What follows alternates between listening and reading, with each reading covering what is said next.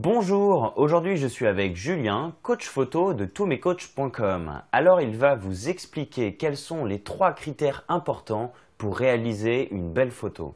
Pour bien comprendre comment faire une belle photo, il y a 3 points importants à bien connaître. Ces 3 notions sont des réglages qu'il faut régler ensemble pour obtenir la meilleure exposition, c'est-à-dire que la photo ne soit pas trop sombre ou ne soit pas trop claire. Nous allons commencer par la vitesse qui se règle sur le menu de votre appareil.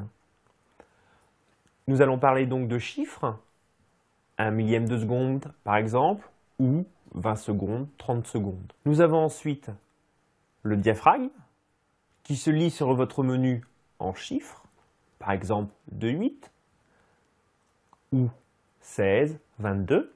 Et en dernier point, nous avons la sensibilité en ISO, 100, 200, 400, 800, 1600, etc. Il y a un point qu'il faut que vous sachiez. La cellule est un capteur qui est basé dans l'appareil photo et qui va capturer la luminosité ambiante de votre scène.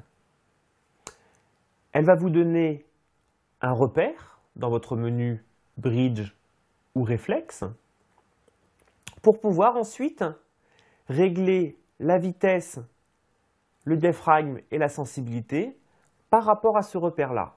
Si vous êtes en dessous de ce repère, la photo sera plus sombre. Si vous êtes au-dessus de ce repère, la photo sera plus claire. Bien sûr, en mode automatique, vous ne voyez pas tout ça. L'appareil photo le fait lui-même.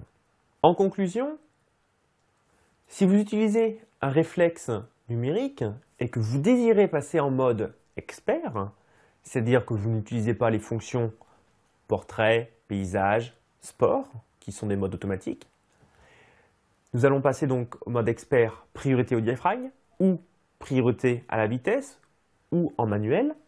Pour cela, il va vous falloir prendre en compte la notion de vitesse et d'obturation, de bien les régler par rapport au résultat de calcul de votre cellule pour bien exposer votre photo, pas trop sombre, pas trop claire, mais juste ce qu'il faut pour qu'elle soit belle.